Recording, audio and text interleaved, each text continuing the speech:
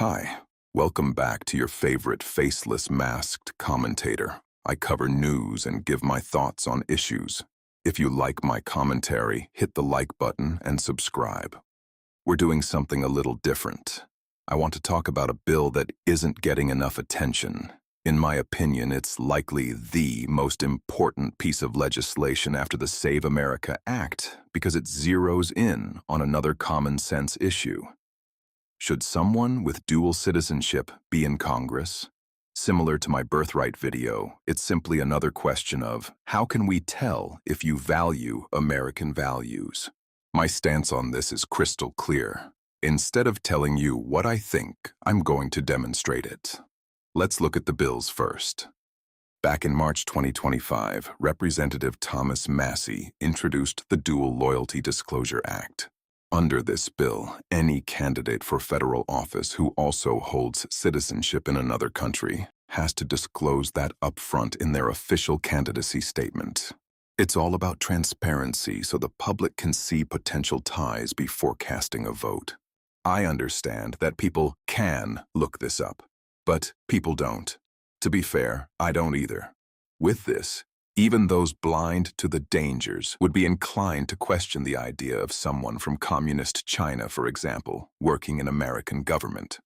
Congressman Randy Fine proposed a similar bill in October 2025. Disqualifying Dual Loyalty Act goes a step further by completely forbidding anyone in Congress that holds dual citizenship.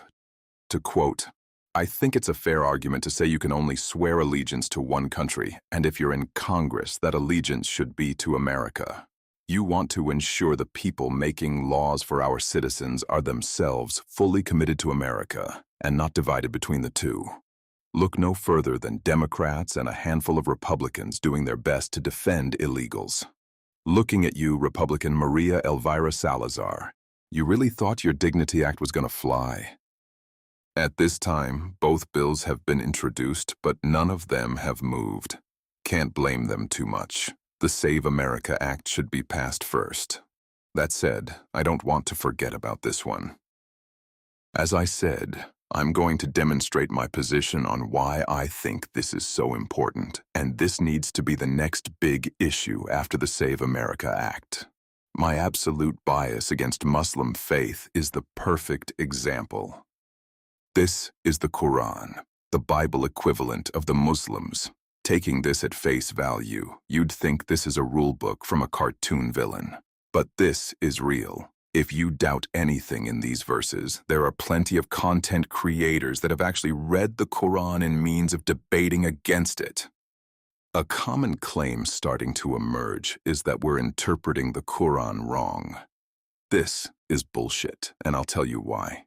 When you're accused of something, regardless if it's just or unjust, it is your responsibility to prove you're innocent. That's why we value truth. If your truth validates you, they're wrong. If truth validates them, you're wrong. What we are interpreting is matching what people worldwide are seeing. Instead of demonstrating why it's incorrect, you call us liars. Sounds similar to woke Democrats. Here is a small glimpse of what we're seeing worldwide. What's happening in this clip is a young girl being forced against her will into a marriage contract. Kind of fits in line with a few verses from the Quran, right? I wonder where all the feminists are. Perhaps the LGBT community would lash out when this gay person gets harassed by a Muslim immigrant in London. I checked the comments on this post, and I guess this hate crime is going unchecked. I was also told by Hassan Piker and other leftists that Muslims are very accepting to the LGBT community. I guess this clip doesn't hold up too well then. And yes, in Islam, we do not hide from the fact that homosexuality is punishable by death. The idea that being a homosexual is okay in Islam is clear-cut kufr. And a person who does so has clearly apostated from the deen of Allah subhanahu wa ta'ala. Islamophobia is real. Women should be scared of these fuckers for a good reason. Good thing these politicians are taking all the right steps to protect women against the rising Islamophobia. If they dressed like them, maybe they'll feel safer. In order to sell it, these women should make sure they're always with a man. Nothing like men telling other women what to do, right, feminists? Just be sure to give birth to a healthy child so she can be married off as early as possible when she turns 9 years of age. You might be living in Sharia law soon, so it's good to get prepared. Here's another sad case of a woman in Turkey. I want to repeat my 2 previous points. What we're seeing in the Quran matches what we're seeing on the streets. Point 2, where the fuck are the feminists? Let me ask that last point again. Where in the ever-loving fuck are the feminists? Can you imagine a white guy caught doing this shit? We're talking about a group of people that use sex as a punishment to prevent women from going to heaven. I don't want these people anywhere near the top brass. Guys, can we talk about the fact that the United Nations just nominated Iran to an International Council on Women's Rights? To help illustrate how ridiculous that is, let me introduce you to Malika Azizi. Malika here is an 18-year-old resident of Tehran. She was recently arrested for protesting the IRGC, and not only was she given the death sentence, but because she's a virgin and under Islam, virgins go straight to heaven, no questions asked. The night before she is executed, she will be raped. That is so the Islamic government can ensure that she goes to hell. And the same thing happened to Sagar Golani, a 19-year-old who was also arrested for protesting the government. She is also a virgin, and before she is executed, she will be raped. And you would like me to pretend that a country that does that belongs on a council about women's rights? If you don't believe me, what about when it comes straight out of the goat's mouth? Our false assumptions about Muslims is reactionary, not infliction. Do you really want people in power that allow this to happen? When we call these places shitholes, you think we're saying that just to belittle them? I would say to ask this special needs boy if you don't believe me, but he's likely bleeding out. With Muslims, it's in their religion to lie. That's their playbook until they get into power. Once the mask slips, it's too late. That's why everyone, and I do mean everyone, across the world is waking up. Noticed how a few tweets I showed weren't just from the US? They want world domination. Again, if you don't believe me, believe them. What is our collective strategy? What is our vision for the world? Projects for world reform. At least that is what dawah means. Now we need to think strategically to dominate the entire world. And we lay things in a strategic way and according to our beliefs. Allah subhanahu wa ta'ala has honored this ummah with a responsibility to carry the message of Islam to the whole world.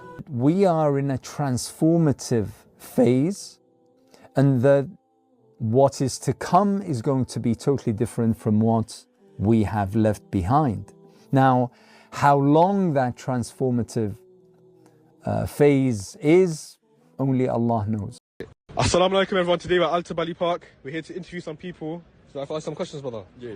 Alright, what message do you want to give to the far right people? The message I want to give to the far right people is we're here to take over your country. You can't stop us. You can try, but we're here to uphold Sharia law, and yeah, that's it. مثل گاو و گوسفنده که خدا اینها را خلق کرده برای اینکه وسیله غذای مردم باشه و یک قسم حیوان خلق کرده و اون زنها و خانمها هستن. اینا عین گاو و گوسفند هستن، حیوان هستن، ولکن و خدا خلقشون کرده برای استفاده مردها، فقط واسه که مردا وحشت نکنن این زنها را به شکل خود انسان خلق کرده، اگر نه اینها عین همون گاو و گوسفند و عین همون اسب و شتر و الاغ هستن. So, are we still misinterpreting something? I think the goal is pretty clear. Why is this happening now when these guys used to be harmless? This guy explains it clearly. Muslim takeover works in 3 phases. Pay attention if you're in the UK. You guys are in phase 2 right now. So this is the pattern that's been laid down for Muslims by their prophet. Stage 1, stealth jihad. When Muslims are too weak to fight, they promote peace and tolerance outwardly but never inwardly. They practice taqiyya. They prepare for jihad behind the scenes. They claim victim status and they seek special privileges for Islam. Stage 2, defensive jihad. When Muslims are strong enough to fight but not strong enough to subjugate the unbelievers, they terrorize their enemies, murder critics, and look for excuses to attack other groups. Stage 3, offensive jihad. When Muslims are in the majority, they violently subjugate all non-Muslims, they strive to expand their political dominion, and they rid important Muslim lands of all non-Muslims. This is the pattern we find in the Quran, in the Hadith, and in the Muslim commentaries. Imagining learning about Muslim culture, then realizing that someone like Ilhan Omar was in Congress for this long. As someone of Muslim faith, how far does her allegiance go towards either side? With her hijab, it's clear she leans towards her native culture in some ways. Alleged fraud, she lies through her teeth about it. She's senator of Minnesota, where massive amounts of Somali frauds have been discovered. You don't hate them enough. That's a good thing, because if you did, you'd be pushing for far more radical policies. To be blunt, I think these people need to be killed. Yes, I'm talking about a little genocide to thin the ranks a bit. I don't say that as a psycho. They're okay with rape of women and sex with minors. They view women as literal objects and use sex as a punishment, even if it means inbreeding. Logically speaking, that's a lot of babies being born. Add that to their instinct to expand and conquer nations that don't support Allah. Then add the fact that retard politicians worldwide are letting them in to subsidize population for votes or labor shortages. My point is that they're expanding too quickly while native populations are in a global birth rate crisis. If every nation sent them back to their country of origins, there's a fair possibility of overloading the population.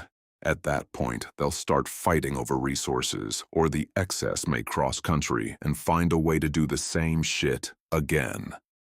You don't have to agree with me. I know it's very radical, but know that it's okay to hate them after watching the stuff I've shown.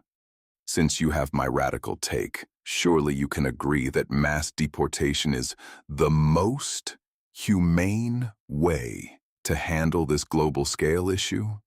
At the very least, I'm sure you'd at least be down for keeping these people out of political power. I'd rather not see a Pakistan flag on the desk of the people running our American country. To end on a good note, I'll close on a funny clip I found. Leave your thoughts in the comments and like and subscribe. Take care. I realize this will be very painful, but we must have a positive identification of the body.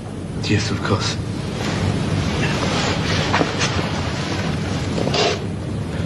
No, I've never seen that woman before.